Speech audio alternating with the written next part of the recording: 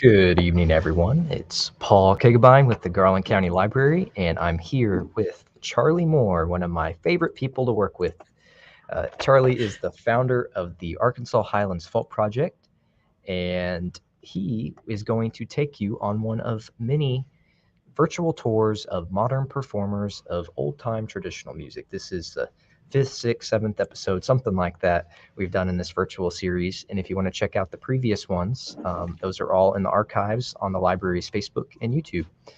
The last one we did last month featured Violet Hensley, who gave a shared some remarkable content and footage with Charlie that he was able to get with her right in her own home. She's a 105-year-old fiddle maker and player from Mount Ida, and it was a wonderful program. So I encourage you to go back and check that one out if you missed it. Yes, we have this book by Miss Hensley, which we will soon have available here in the library as well. And Charlie has a couple of special guests who are live with us tonight. We have Liz Robbins, who is the executive director of the Garland County Historical Society. And she's done lots of great programs for the library as well that you can go and check out with the Historical Society. And we also have Barry Mickey, not Mickey Barry. Barry Mickey is the director of the Heritage House Museum in Mount Ida. And he's here to meet with both of them tonight to talk about the old-time music of Garland County and our neighbors over in Montgomery County. Does that about sum it up, Charlie? Gosh, I think so, Paul. All right, well, I'm going to turn it over to you, and I am here on standby, as always, in case you need anything.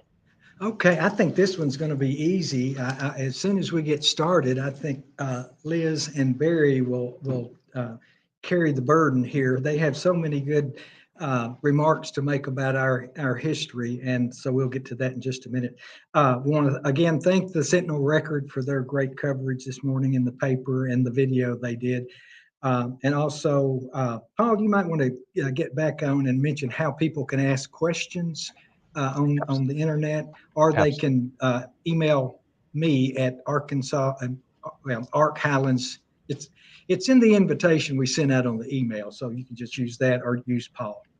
Yes, if you're watching live right now on Facebook or YouTube, as long as you're logged into either, you can ask a question or leave a comment, and we'll read those off later in the broadcast. So please do. I encourage you to do that. And that's all I have for now. Okay. Well, this is a non-rehearsed, and it's going to be pretty much a roundtable discussion. And if you want to bring both of them on, Paul, we'll get this started. There's Liz. And Liz is no stranger to the library. She's here at least once a month with the program and elsewhere giving programs live here. And if you'll notice, Barry Mickey, director of the Heritage House Museum in Mount Ida, is also here. And I'm going to start with Liz. And just, Liz, what do you do? And what does the Historical Society do? And Barry, you can kind of be preparing because you'll have the question in just a minute. Huh. Well, thank you very much, Charlie, for having me here tonight. It's a pleasure, especially to talk about the Historical Society with love. We've been a nonprofit society here in Garland County since 1960, and our goal is to collect and preserve and tell the story of our county's rich heritage. And we do that through a lot of ways. We have the monthly meetings, like you just mentioned. We have a wonderful Facebook page that people, I hope, will go to. They can also learn about us and a lot about our history on our website. We have a building at 328 Quapaw, which is our archives building. That's where we have our collections, and that's where we can help a lot of researchers. Our goal is to make our history easily accessible to people. Like if we just have a lot of stuff stored in that building, it's a warehouse. But if we've digitized, if we've indexed, if we've cataloged, which we have and which we do every day, somebody can ask about a building or a person or a business, and we can go to the computer and say, here's what we have about that, and make that history easily available to people. So that's a lot of what we do. We also have a lot of publications, such as our yearly journal, The Record. This is our latest one. And this is really a community journal. Most of the people who write in it are from Garland County, and they're writing about different aspects of the county they're passionate about, and we're always looking for more articles, so people can contact me about that. We published 19 other books, and we just do everything we can think of, like I said, to spread the Garland County story. Okay, and we're going to drill down on some of those comments and ask some other questions. And back to the book. It's a wonderful publication. It's easy to use. Everybody that's mentioned in it is in the record index. So if you're looking to see if you had somebody in your family happen to make it, go ahead, Liz, go ahead. Liz, you had a comment? Liz? Oh, Liz can't hear. Paul? I'm going to go attempt to rescue her. Okay. In the meantime, Barry, same question to you, and that is kind of what do you do? What's going on in Mount Ida at the museum? Okay, the Heritage House Museum in Mount Ida is a private nonprofit organization, and we preserve and promote the history of Mount Ida, Arkansas. We have a genealogical section where family histories can be found. You can come in and look and find out about your family, where they came from, where they might be buried, who's still living in Mount Ida if you have kinfolk there. We have a Sorghum Festival every year, which is really fantastic. In the early summer, late spring, early summer, we plant the seeds, we grow it, we harvest it, we bring it to Mount Ida, to the museum, and we squeeze it and we process it. And it's just an utterly fantastic festival. We have music. The last couple of years, we've had music, live bluegrass, country music. Excuse me. What else goes on? We have an amazing collection of photos of people and things in Montgomery County. I think at last count, we have somewhere between 10 and 15,000 photographs. We have old school photographs. We have school annuals. We have photographs that go back to the mid-1800s of families who have lived in Montgomery County. We have a fantastic cemetery gravesite collection of histories of all the graves that are identified in Montgomery County. You can come in and look and find out if you have relatives buried there, and if so, what cemetery they're buried in. There's just a whole lot of things going on. We survive on an endowment. A gentleman named Richard Whittington was a descendant of the founder of Mount Ida, Granville Whittington, who was a brother of Hiram Whittington, who founded Hot Springs. So the two counties are closely connected. And Dick Whittington, when he died, he had no living descendants. So he founded, he left a fantastic endowment for the museum through the Arkansas Community Foundation. And we received that money and also donations from our members. We have a membership of probably about 100, and we're always glad to get more members, more volunteers. We think it's just a fantastic organization. We encourage you to, if you're from Hot Springs and from Garland County and haven't seen the museum, please come by and see it. It's the corner of Highway 27 and Luzerne Street, and right on from the outskirts of Mount Ida. And I did not know anything about it until early December, and happened through Mount Ida on searching for our music, and met Barry and was really impressed. In fact, Barry is the one who put me on to Miss Hensley, who was actually born in Montgomery County. And again, the library will have this. The first 100 pages or so are about her early life.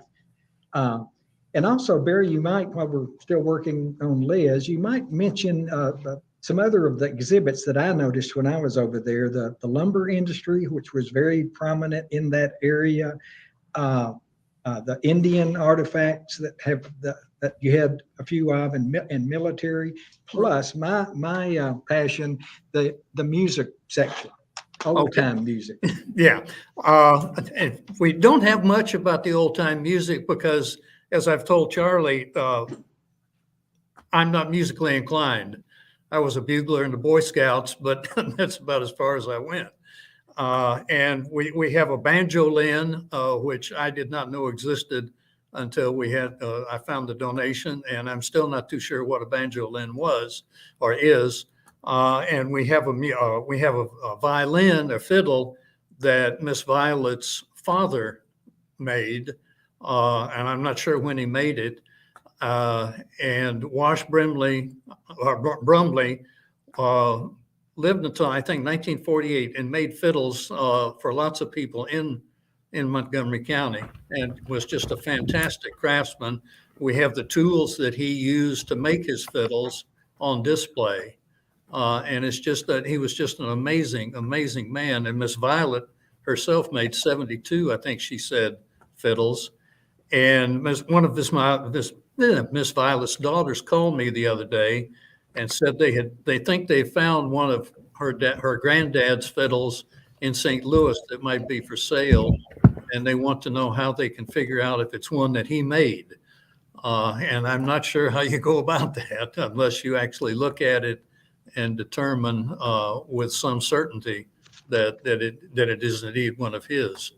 But we do have a forestry display. We have a mining display. Mining was really big in Montgomery County. At one time, people thought there were silver mines and gold mines, but they did find lots of quartz and other marketable minerals. So we have a really good mining display. We started a little Native American artifact display. Like I said, we take donations, but only donations from 1840 to 1975. And everything in our museum is from Montgomery County or has been used by somebody from Montgomery County. So it focuses strictly on Montgomery County, Arkansas. Okay, one other feature over there well, let's see, Liz, are you back on the air? I just got back on. I didn't hear anything y'all said, but I know it was very interesting. Well, you can listen to the replay as soon as this is over, so you will have to go back and see what we said about you. One last question, Barry. The Sorghum Festival, which I've talked to him about trying to get a little more authentic old time music involved, and I hope maybe we can do that this year. Barry, tell us when does that festival take place? Yeah, the Sorghum Festival this year will be October the 2nd, the first Saturday in October. Good. And it's open to the public. There's no charge. We have vendors.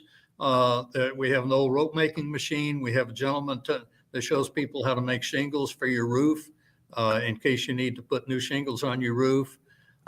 We have a blacksmith. We have a knife sharpener. We have a corn grinder. You can watch the sorghum being squeezed and boiled down to sweet sorghum syrup. It's just a really fantastic festival. October the 2nd, write it down on your calendar. October the 2nd, mark your calendar. Liz, let's go back over and talk a little bit about the new parts of your facility. Y'all had a nice renovation over the last couple of years, and I know that was a blessing for you guys.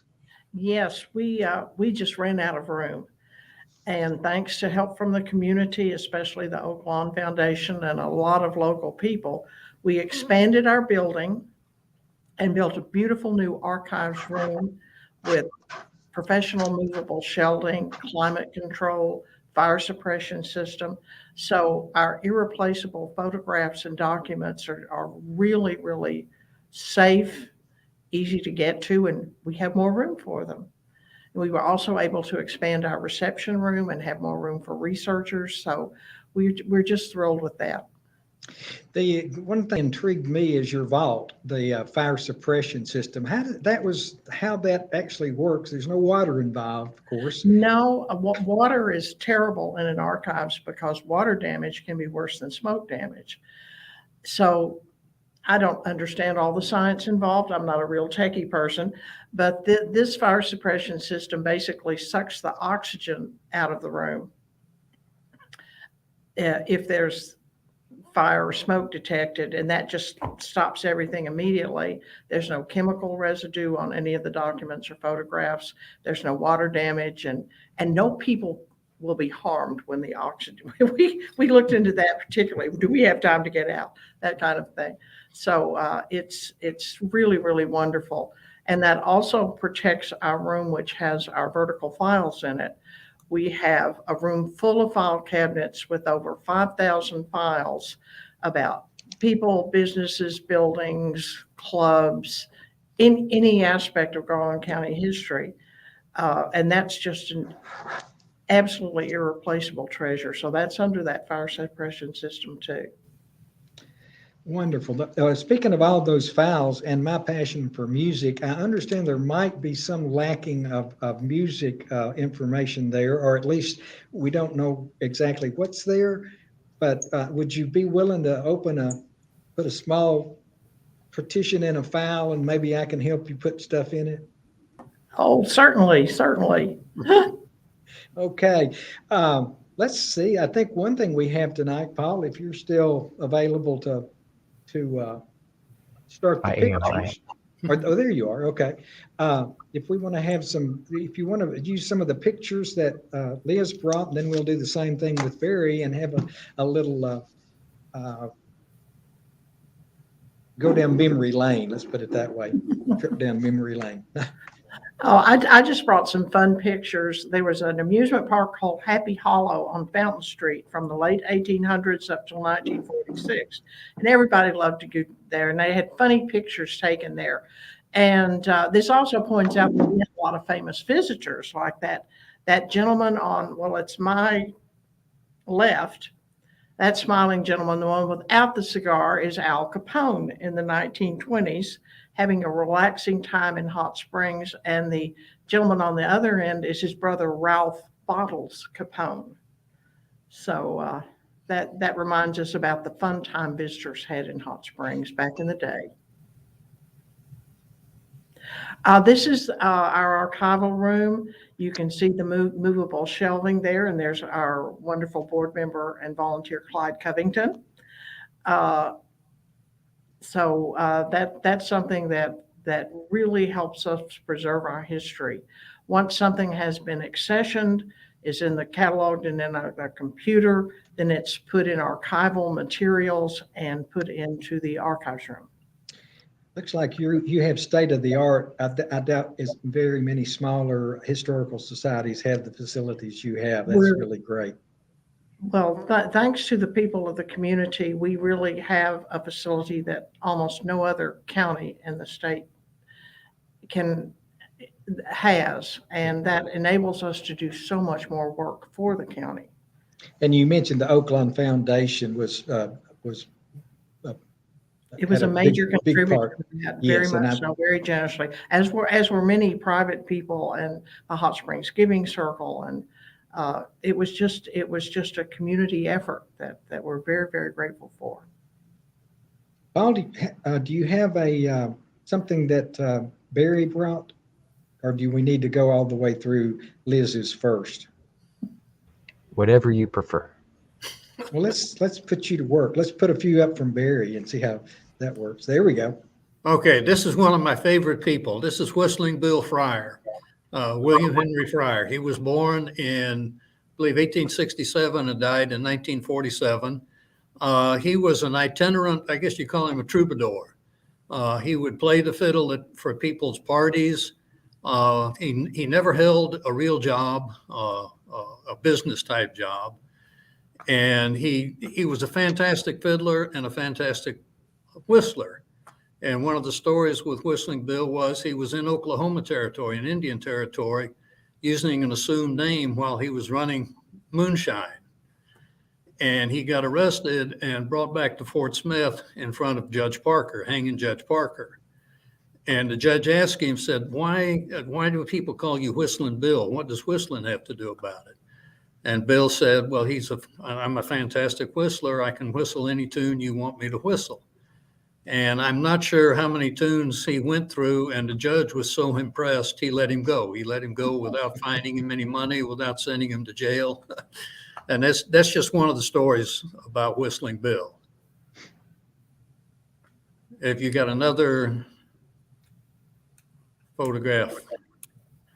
Okay, this is Wash Brumley. This is Miss Violet Hensley's dad. He was born in the 1870s and died in 1948.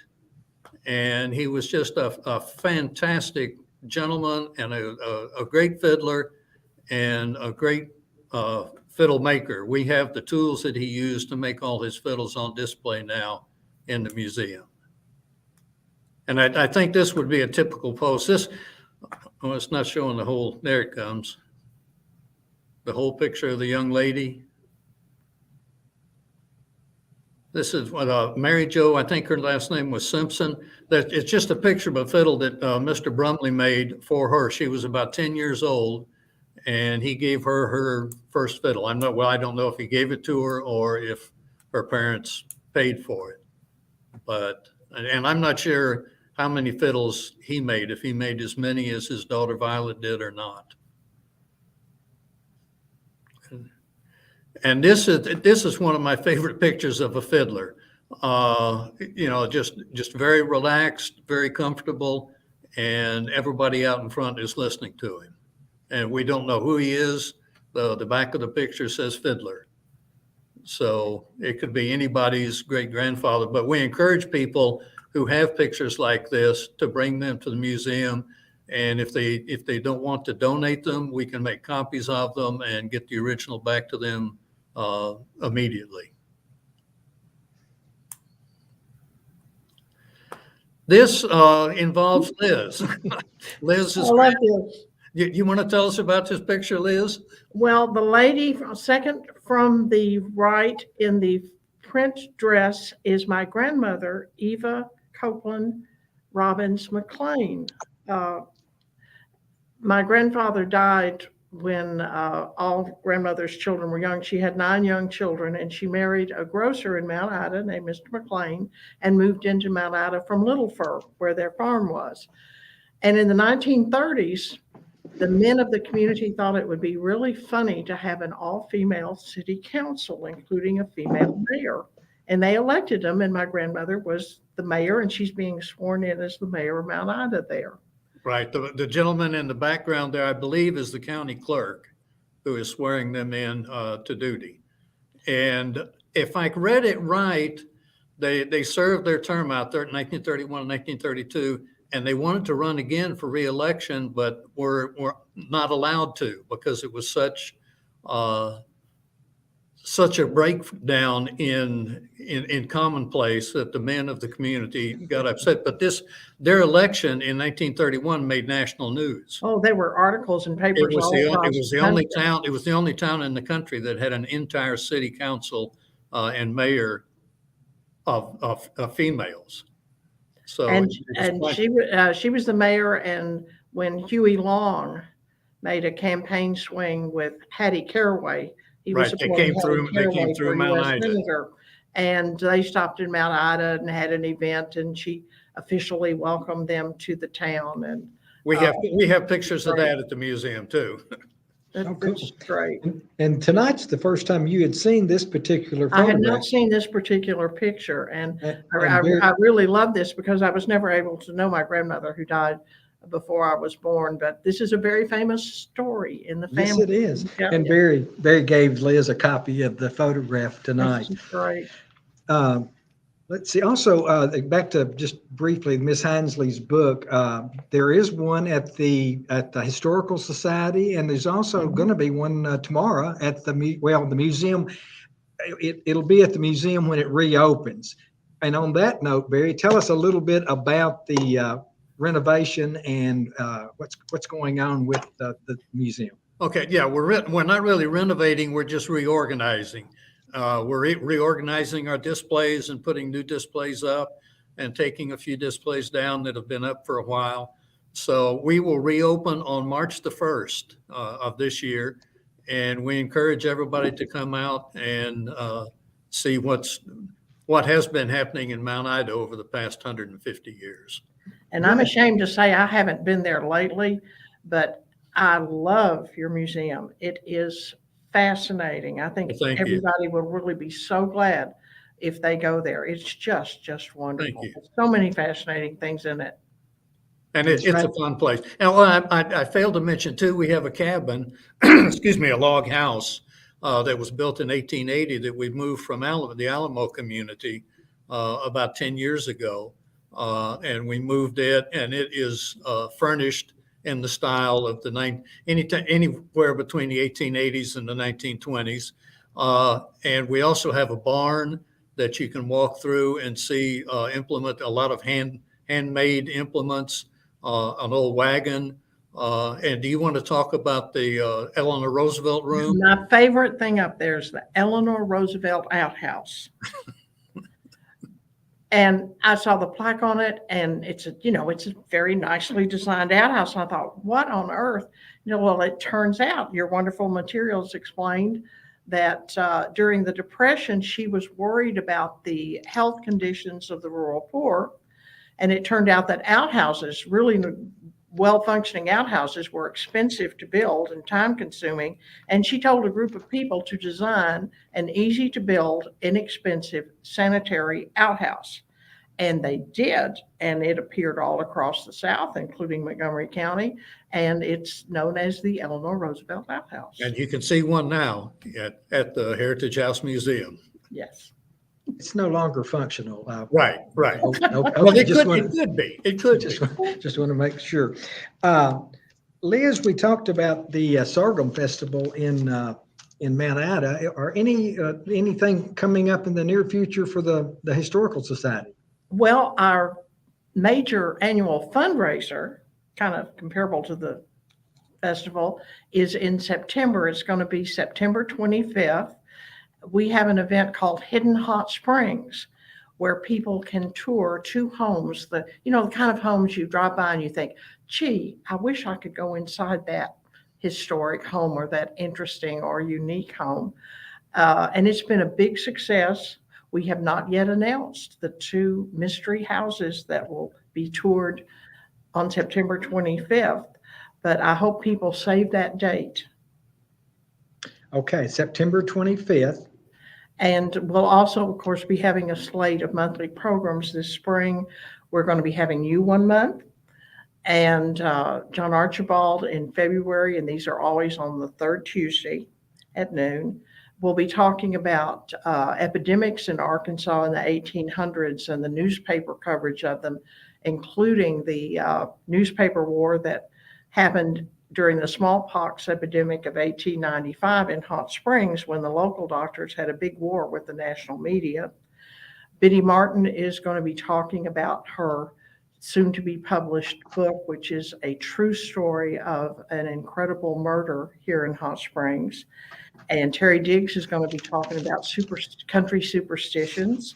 And I hope I haven't left anybody out, but we have an interesting slate of programs coming up this spring. You always have some really good programs, and they are also during the COVID situation have been broadcast. Is that correct? Yes, they've been Zoom since since March or April 2020. Are non-historical society members allowed to? Well, we hope everybody sees the program. Eventually, they'll be here live at the library again, but they'll also be filmed and available on the library's Facebook and YouTube channels too. So we want to get them out to people. And Paul, if on those dates, usually they're at noon on that particular date, do people just come to the same site that they came to tonight? That's right. The library's Facebook page or YouTube channel. It's the third Tuesday every month at noon is when it's live. But if you miss it live, that's not a problem because they're archived forever, indefinitely, for viewers to watch after the fact. In fact, you can watch the one from last week featuring Dr. Sam Taggart, who talked about Country Doctors of Arkansas. That was a great program. And I was telling Liz earlier, very impressively, it's in just a week had over 1,000 views.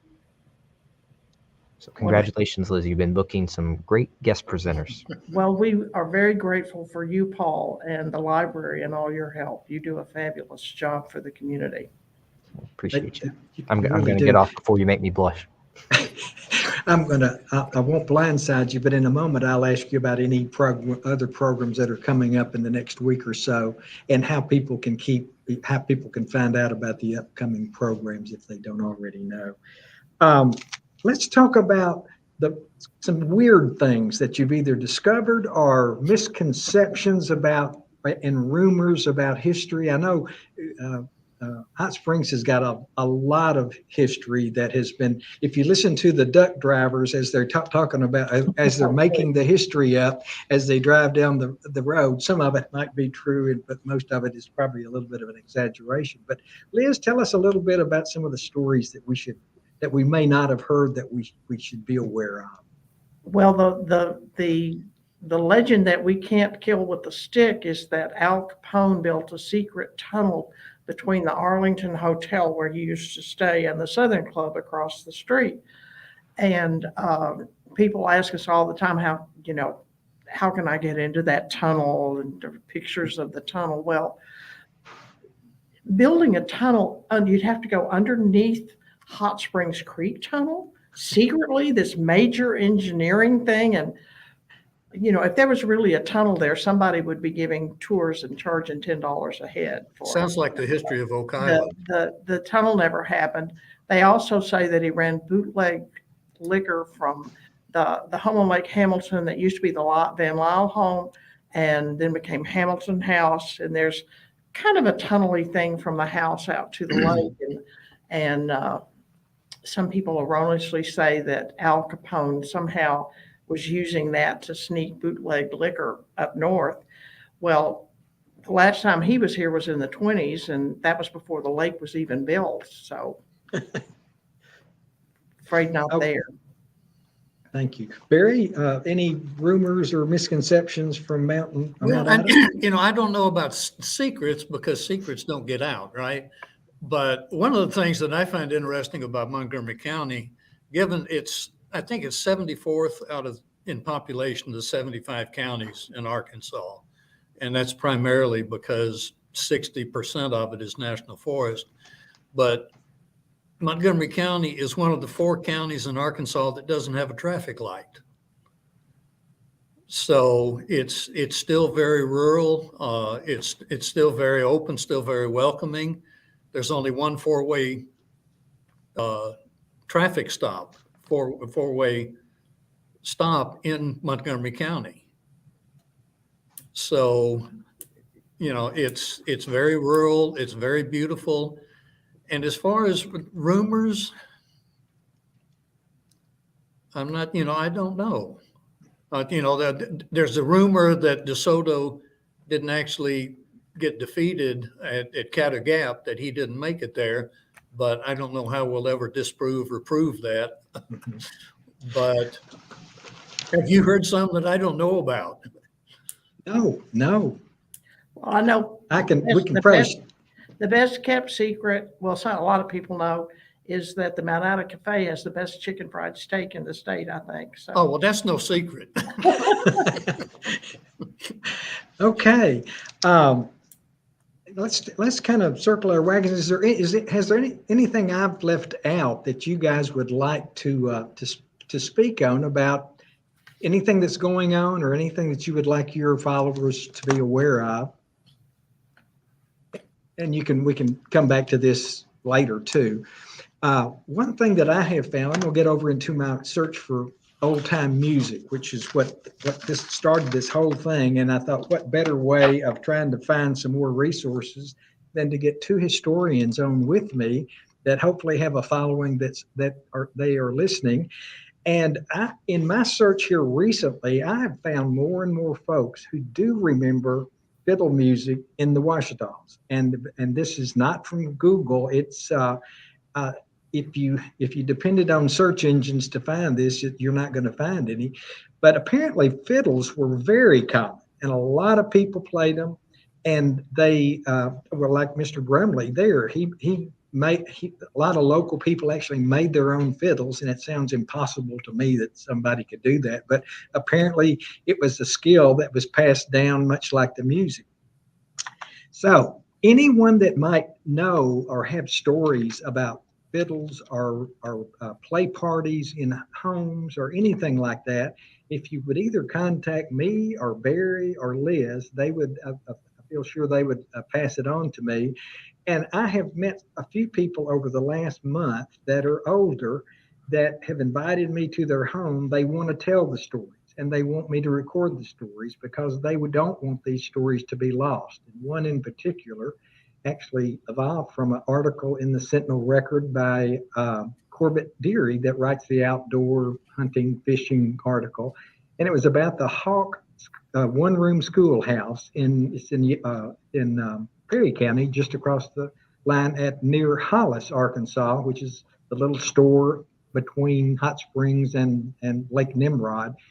But in any case, a lady there named May Salmon. This is a book that I just checked out from the library, and this is her biography of growing up in just outside of Hollis in a little home place called Rocky Crossing. And you can actually Google Rocky Crossing, and it does exist. There's nothing there any longer. This was published in 1945, and it's a first edition, which I don't think they better keep their hands on it because there's not many of these left. And I'm in the middle of this, and again, it is a story worth reading. But Miss Simon, Miss Charlie May Salmon, was born in Monticello, and then became a writer and spent time in Paris and taught writing English in Japan. And then during the Depression, things were not good. She moved back and built a log cabin in Hollis, where she grew up at the Rocky Crossing. And she describes these play parties where they would bring the musicians in, and everybody in the holler would come over and play. And it was a common thing, and I'm finding a common thread there, but I'd love to put some real people, some real family names with that. So anybody that could help me with that, I would certainly appreciate it. And if you guys have any ideas of how to better invite people to step forward, I'd love to hear those. Okay, let's see. Paul, let me get back to you right quick. Any programs that are coming up in the next week or two that we should be aware of? Oh, always. Let me see here. Put me on the spot. Well, actually, tomorrow night, we're having an author talk with a local author from our neighboring county on the other side, Saline County, Trisha Goyer, who has a lot of books available in the library. She's talks about, she's a homeschooling mom and has books about Amish fiction, and that's very popular here. So tune in for that. Well, my coworker Shannon is going to be making her debut as the MC, asking the questions, and I know she's looking forward to it. And okay. Yeah. No, go ahead, please. Oh, and then next week, next Wednesday night, February 1st, is the next installment of the Gallery Walk Talk series, featuring Mary Zunick with the Hot Springs Cultural Alliance, and her guest is going to be Amy Bramlett, who's the dance troupe director over at the Hot Springs School District. Great. Speaking of Mary Zunick, I'll mention the the festival that's coming up the last week of April, first day of May. The April 30th is a Saturday, May 1st is a Sunday. And this year they have a heritage, just so happens they have a heritage theme, and they're asking for us to have old time music. And so we're bringing in some authentic old time musicians that will be playing around downtown in different venues, which will be mentioned.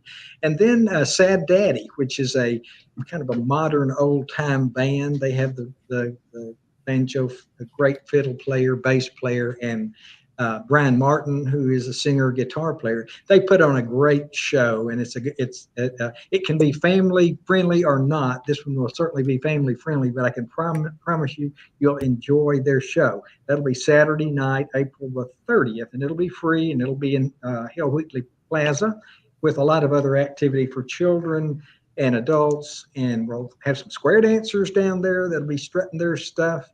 And a lot more to come from Mary and her and Liz, who are working, a different Liz who is working with her on that project. Okay, back to you guys. Y'all bring something up here that we need to talk about. Hello?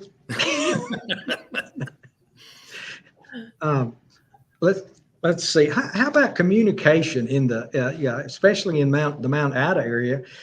When telephones and communication and transportation, and what I heard from Miss Hinsley was a lot of the commerce that took place in Mount Ida was brought over to sell in Hot Springs, as well as Hollis, and they would come in and the wagon yard was mentioned recently, Liz, in something on your Facebook page, the Park Avenue wagon yard. We had several wagon yards, Yeah. Park Avenue, one, Ouachita, they were East Grand, they were all over town because, of course, people needed a place to stay. A lot of times there'd be a big barn there and the farm family would stay in a room in the barn upstairs and they would cook their own food, and a lot of them, rather than rent a place to stay in town, and they'd be here for a night or 2 nights, and it was a really, really big deal to come to town.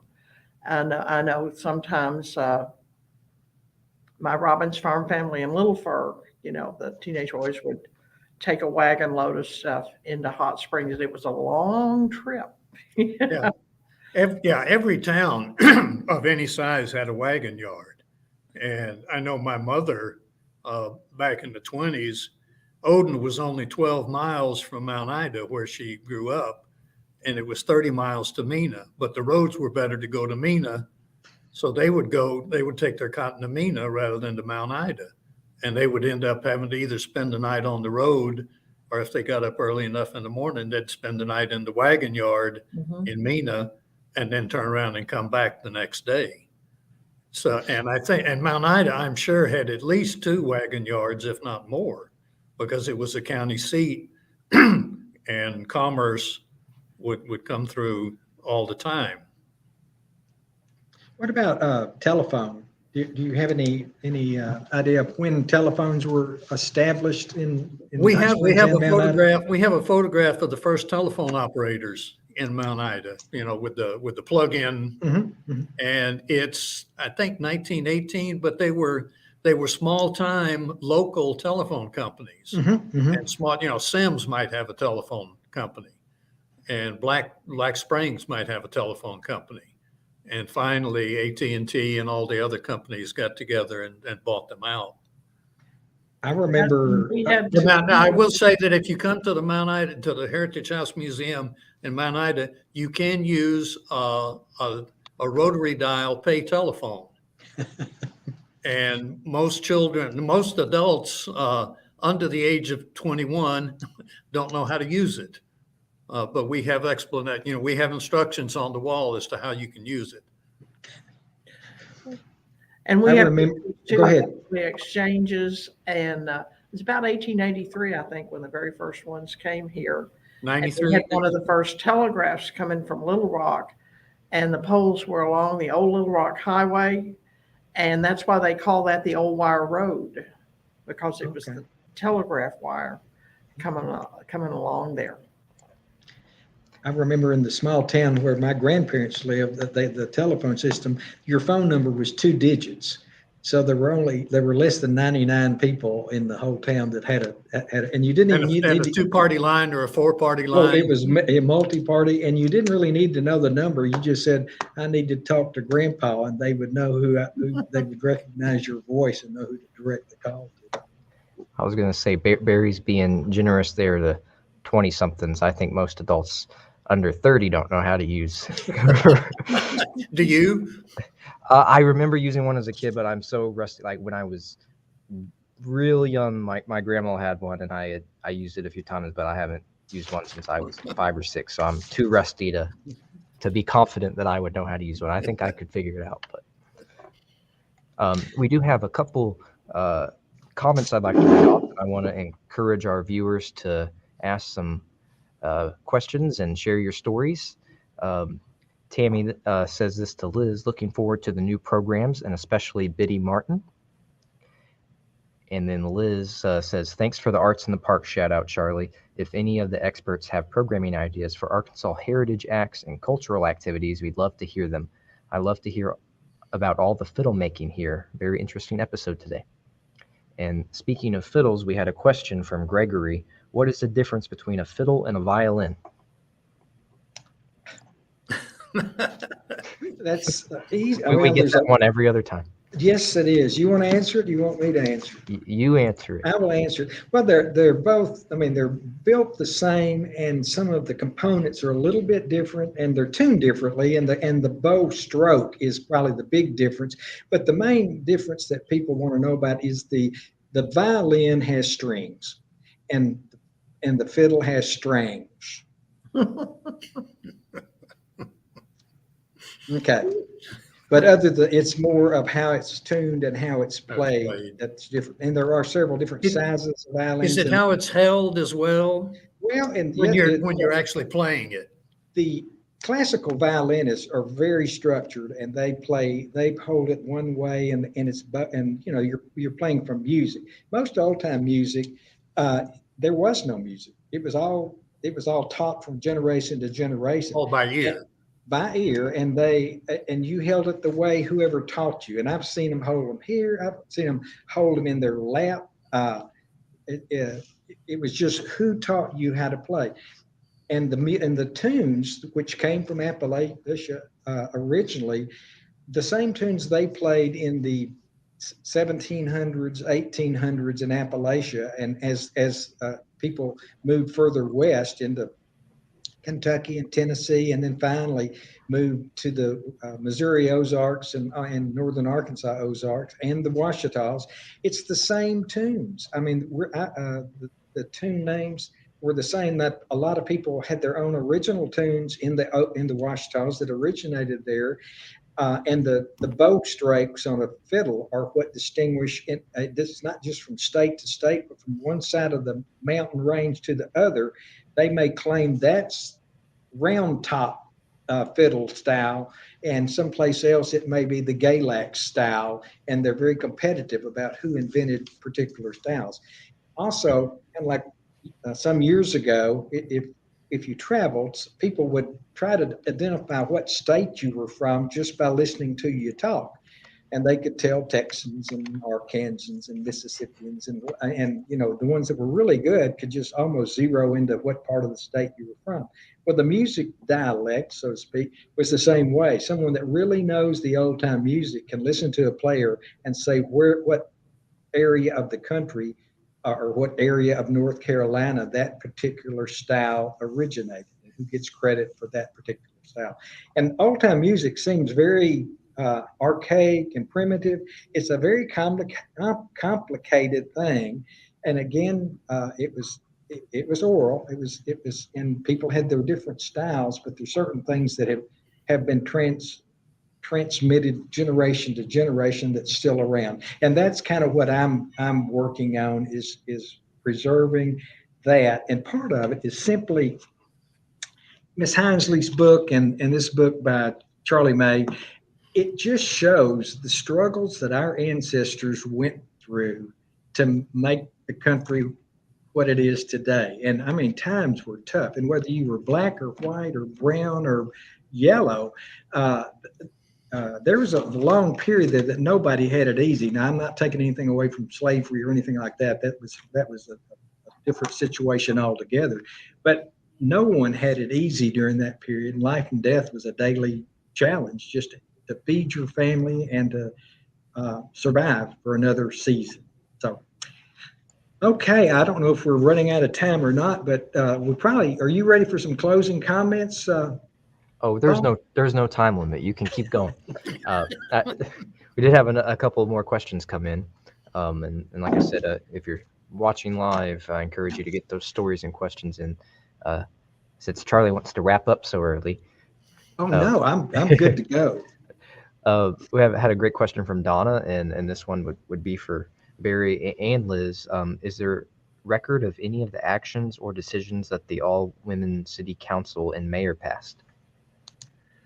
They built a rock wall around the courthouse. But other than that, I'm not a city historian, so I really can't answer that. Liz, do you know? My dad told me that either the jail was built or dedicated during. That's right. Yeah, they built a new jail. They built the jail. Yeah. We had a question. Oh, go ahead. It sounds like none of them got in any trouble like most politicians have today. So that's saying a lot. Well, one thing they did have in common, they clearly weren't taken seriously if they were put in there as a joke, sadly, and weren't allowed to run again. Right. Had a question from Karen, who would like to hear more about the Montgomery County mines. All about the mining started in Montgomery County back in I believe it was 1870s, 1880s, and there was there's a little community now called Silver, and people thought that there were silver mines there, and they sold hundreds and hundreds of land grants or patents, I think they called them, for people to come in and mine silver. And the only money that was made by the people who sold the grants, because there was no silver. And the same with gold. But now there are probably half a dozen quartz mines in Montgomery County now where you can dig your own. You don't make as much money as you do down at the diamond mine at Murfreesboro, but you can dig, and whatever quartz you find, you get to keep. So it's been and they're really interesting places to go. It's worth going to and seeing them. But there's not much money. There were slate mines. There were, the manganese. They've mined manganese in Montgomery County. All sorts of minerals that I'm not familiar with. But there's not much going on anymore, other than the quartz. And in Garland County, there was Bear, Arkansas, which was also a site of those silver and gold mines. And we have to apologize because Garland County kind of stole Bear and Crystal Springs and Cedar Glades from Mount Ida in 1917. They lopped it off of Montgomery County and gave it to us. But they had that same boom. They had the silver boom and the gold boom. And people sold all these certificates of stock in these mining companies. And of course, people lost their money. But I thought the interesting thing was at one point, the state geologist made a big study of it and then issued a report that basically said there's nothing there. And they refused to believe it. And they hung him in effigy on the street of the Bear. You're still not forgiven for having stolen that property from us. Apologize. Some kind of political maneuvering went on there.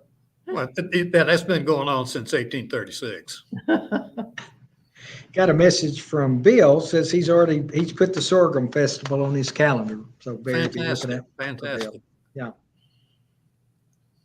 Let's see, as far as we talked about entertainment a little bit before the show. We know we had a lot of entertainment in Hot Springs on Malvern Avenue. African American entertainment was very prominent, as well as other entertainment for tourists on Central and Park Avenue. Again, focusing on before there was television or even radio and recordings. Is there any documentation of some of the entertainment that was popular in Hot Springs and Mount Ida, again, in the early days when our grandparents were around, or our parents? I can't answer that. That was before my time. Do you mean before 1920 or? Yeah, before 1930 or, during Prohibition. Hot Springs was a tourist town, so they wanted to entertain the tourists. And there were bands in all the big hotels, orchestras. They would play for teas. They would have dances and balls. The town loved bands. There were several bands that would march through the town, the Ledgerwood Band and this band and the other band. And then, of course, there were the clubs that had entertainment. There was, you were talking about Malvern Avenue. There was great early jazz music here, like Louis Jordan, Bessie Smith was here, and she wrote a song called Hot Springs Blues that you can look up on the internet. There were private choral groups, and there were a lot of church choirs, and they for a while they even had live music in the bathhouses, in the lounges or waiting rooms of the bathhouses. You could be entertained by a musical group. So there was a lot of different kinds of music around. As I think about it, it was entertainment in the sense, singing schools were Yes. really Yes. popular from the late 1890s up until the 1940s or 50s. And we have scores of pictures of singing schools where, there'd be 40, 50 young children up to young adults would show up for the singing schools with shape note singing, and individual instructors who were quite famous throughout the state usually, who would come in and teach children how to sight read from hymnals. Well, We moving also on had from here, entertainers come to like the big opera house that was here. Like John Philip Sousa came 3 times, and this singer and that singer. So that was another interesting thing that, of course, was not available to so many other communities because Hot Springs was so unique as a popular tourist destination at a very early time. what about moving on from hymnals and choirs, moonshine in the counties? Now, what are the stories about the moonshiners? And I've read a good bit, and How much time do you have? Can we go through Whistling Bill Fryer again? Was he a moon? Oh, he was a moonshiner. That's right. Well, it is so sad. It is so sad that Whistling Bill, these 2 revenuers were looking for him one day, and they knew he was selling moonshine. And I think I don't know if it was Fort Smith or Mount Ida, but anyway, they saw him on the street corner, and they said, "Mr. Fryer, we understand that you can get us a bottle of whiskey." He said, for $5 or less. And he said, "Well, yes, I can. If you'll give me the $5, I'll go get you some." And he had a shoe box. And he said, "Would you hold this shoe box while I go get the whiskey, and I'll be back in 15 minutes. And so they gave him the money, and they took the box, and he left, and they waited and they waited and they waited. 15 minutes went by, 20 minutes went by, and after half an hour or so, they thought, well, he's not coming back. We've been gypped out of our money. And they looked in the box, and it was a bottle of whiskey. Oh, so they couldn't arrest him or anything. They couldn't arrest him because he was nowhere to be found. That was pretty clever. Yeah. There was a newspaper man who interviewed a state police official back in the day. And in his office, he had a map of Arkansas with little pins where they'd found stills. And Garland County was like a porcupine, and he said Garland County was the worst in the South for moonshine. But a lot of people don't realize that it wasn't just out in the like Jessville area, what they call the dark corner, or in the rural parts of the county. There was a lot of moonshining that went on right in town. They found a still in Greenwood Cemetery, on Shady Grove Road. People were doing it in their basements. There was a lot of that activity right here in town too. Interesting. And I have heard that there was some pretty fine moonshine made in Garland County. It was kind of priced. The quality, I mean, and the safety. Some moonshine obviously was not good. And I also read that the filtering, the X's on the kegs, every time the 2X was 1X was filtered one time, and 3X when it was filtered 3 times. And if you could find anything over 3X, you had some good moonshine. Okay, Paul, what else have we got on the agenda? Well, I still have some more pictures from Liz. Okay, let's do those.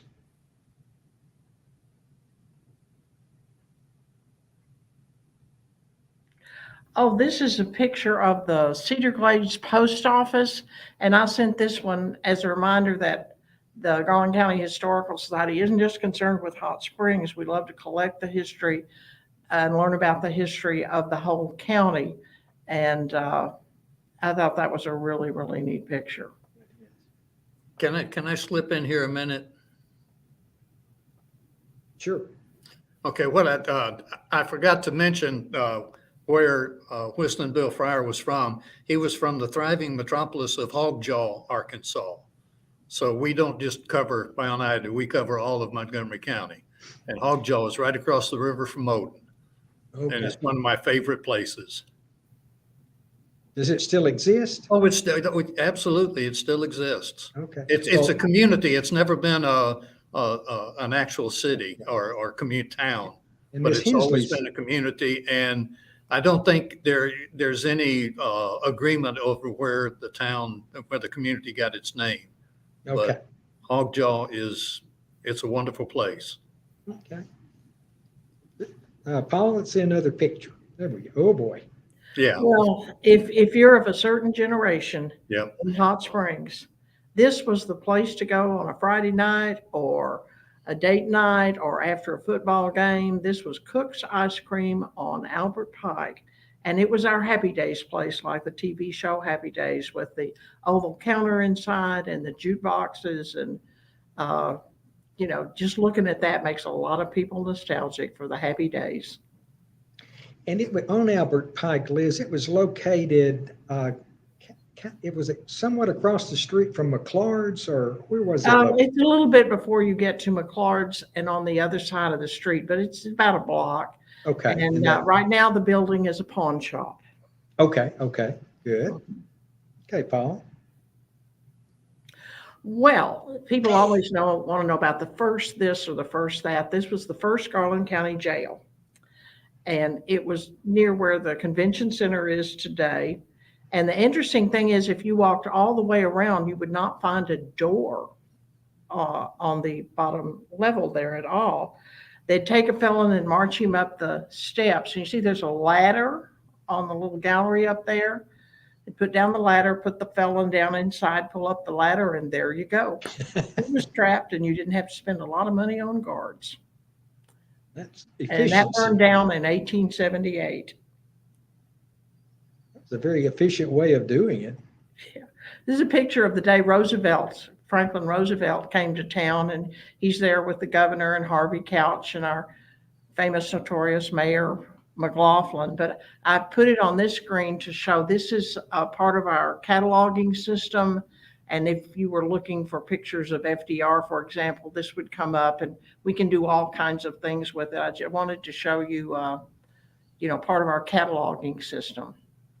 We've digitized over 40,000 pictures. You can come in, sit down and type in Arlington Hotel or the name of a family or whatever you want, and boom, you'll see all the pictures we have of that particular person or subject. That's part of our goal of making history easily and quickly accessible to people. And, we're so diversified in our economy now, which is wonderful with the lakes and the arts and the conventions and just so many things, Majestic Park coming up. But for most of our history, people came here because of health care. This picture reminds us of that. This is when the springs were open. This was called the Cornhole Spring. And people thought that different springs were good for different ailments. There was a liver spring, there was a kidney spring. The Cornhole Spring was supposed to cure whatever was wrong with your feet. And they had different soaking times for men and women. This is one of the earliest picture we have. This was taken in 1867. Hot Springs had burned down during the Civil War. People had left before then, except for about a handful of people. Everything except 3 homes and 1 small boarding house were completely burned by 1865. And this shows the rebuilding and renaissance after the war. This is downtown, and over on the right, where the buildings haven't been back yet, you can see 2 tall chimneys that were left after the buildings on that side of the street had burned. But you see new wooden buildings coming up on the other side. And with just a few years, the town had just exploded in terms of population. People came here thinking this place with these thermal waters is going to be a great place to prosper in, and they were right. And these are fun, people, if you've got these at home, we'd love to make copies of them. These are one of the famous sidewalk photographs taken by Stone Cypher's photography studio. You'd walk downtown, they'd take a picture, they'd give you a little stub, and you could take that to the photographers and get your photograph. And they're just wonderful. There's a lot of those out there, aren't there? And I love this too, because you're not going to see too many people dressed up like that downtown nowadays.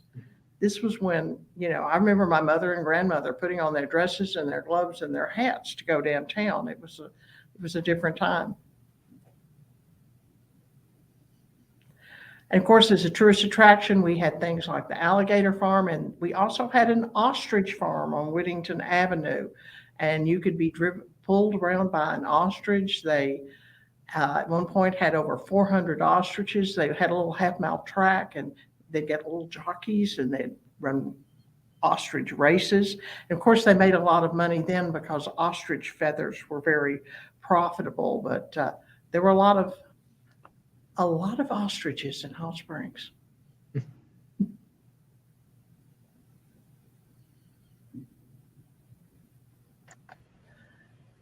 That's what I have picture-wise. Okay. Liz, one other thing came to mind. I think we talked, Barry talked about the genealogy. Now, you don't really do genealogy per se at the Historical Society, is that correct? But you do have a partner. We have some information that's helpful to people looking up their ancestors or finding out about, people they were related to that lived here. There's a wonderful group in Hot Springs called the Melting Pot Genealogical Society. And you can go to their website and get all their contact information. They have a facility on Ouachita Avenue. They really devote themselves to the genealogy.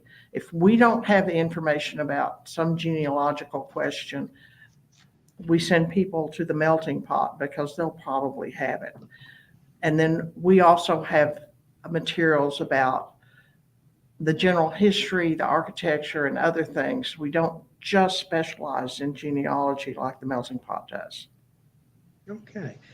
Barry, I'm going to turn it over to you. You've got just a minute to have any final comments, and then we'll go back to Liz, and then I guess we'll shut it down. What haven't I talked about? Well, let me throw it to Liz, and then we'll come back to you. Liz, see if I can think of anything else. Okay, Liz, any final comments that you would like to make? I'd like to tell people that we're open Mondays through Fridays from 9 to 1 at 328 Quapaw. And if you go to our website, just Garland County Historical Society.com, you'll find all our contact information, our email. You'll find a search feature that will let you know if we have vertical files or record articles or some other things about what you're looking for. You can join the society right through the website, and that's important because we survive with community support, with dues and book sales and donations, and we'd love to help people with whatever questions they have about our local history, and they should come on down and see us. I've noticed that, I mean, the dues range from a minor amount, and some people are very, very generous. What's the minimum amount for someone to be able to say they're part of the Historical Society? $35, and the dues go up to $1,000. And every member receives their copy of the record in the mail every year as part of their membership. So, anybody can join. And it's what the 35, the book is worth more than $35. Yes. It is quite a nice piece, a nice publication.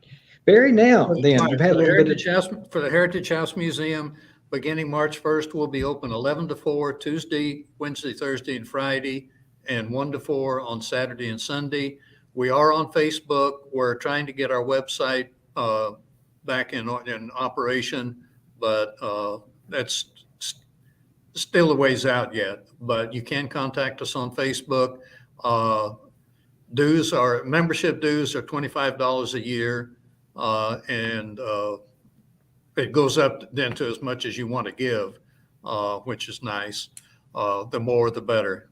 But 11 to 4, Tuesday through Friday, and 1 to 4, Saturday and Sunday, beginning March 1st. And may I also say that people can get the record. They don't have to be a member to get a copy of the record or other publications. They can buy them at the archives, or they can get them through our store at the website. Okay, very good. Well, listen, it's been a pleasure listening to y'all chatting about the service you provide to the communities, and I thank you very much for joining us tonight. And again, thank the library for facilitating all of this, Paul. Absolutely. Thanks for having us. Absolutely. Thank you. Thank you both very much. Pleasure. Paul, do you have any final words? And we'll Just a couple things real quick. We had a quick question for you, Charlie, from Richard, who says, what is the title of the book by Charlie May? This one is Straw in the Sun, and there's 2 copies at the library. I have one of them, and I'll probably have it for a week or so. It is a wonderful read. I mean, it's a great bedtime, relaxing read.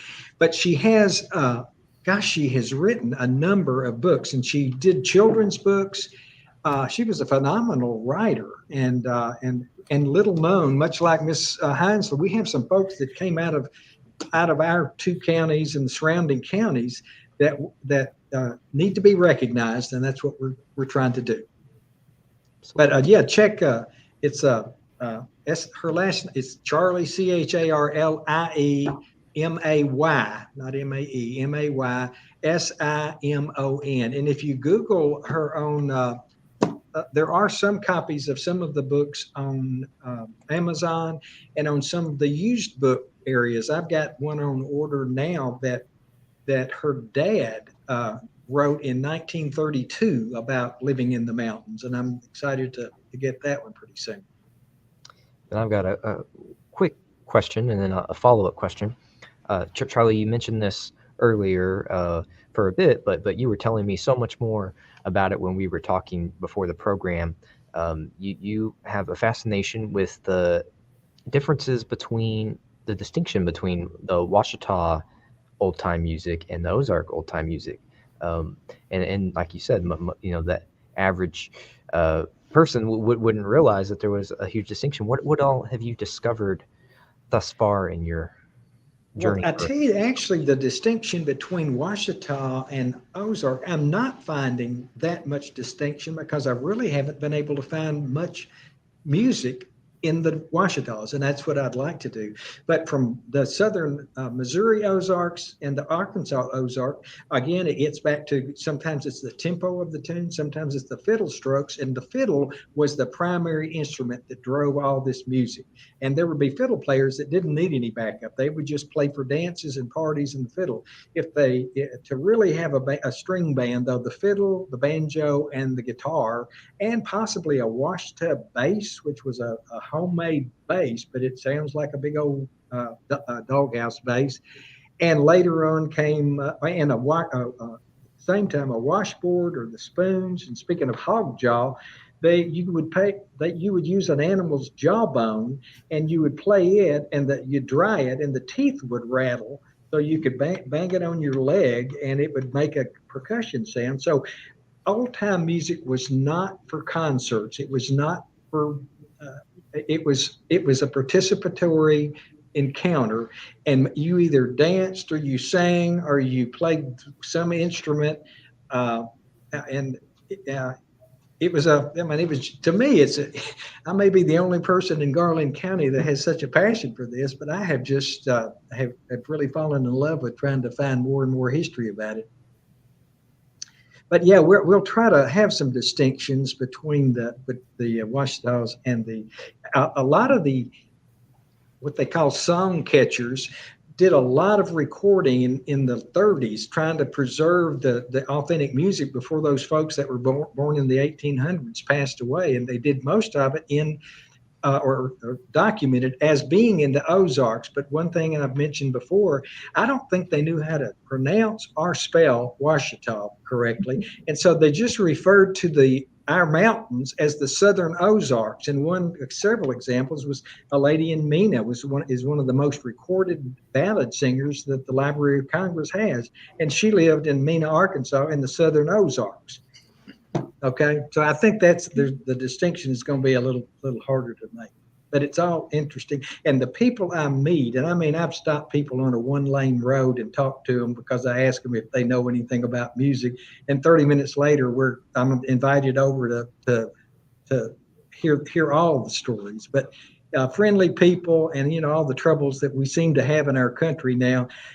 It is a joy for me just to get out and beat the sticks and talk to these folks, because it lets you know that this is a wonderful country we live in. It really is. And we'll get back to some sanity at some point in time.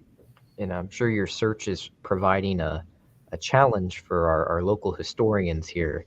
Well, I'm going to lean on them a little bit. Maybe they Exactly. can help me figure out some ways of finding some of this.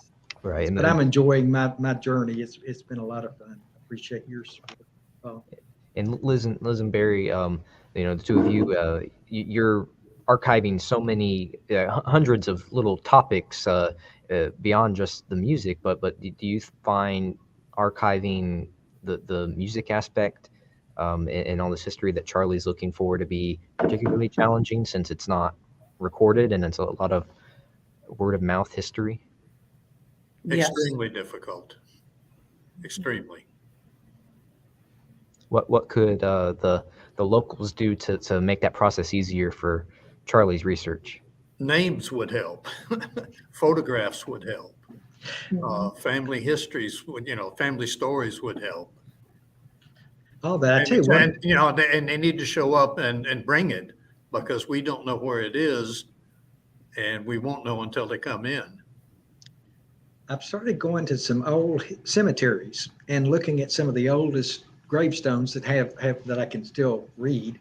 And then I've kind of cross-referenced some of those names with folks that still live in that area. And that's where I picked up on some stuff outside of Hollis, is just finding a cemetery and finding a name that related to one of those. And this lady, 84 years old, and another joy to talk to. And she wants to share her story. So yeah, anybody that follows you guys at your places, I have recording equipment, and we can do a nice job of documenting it. And whether they want it for their own use or whatever, I'd be happy to sit down with anyone and see if we can't pull some significant history out to be preserved from whatever area we're talking about.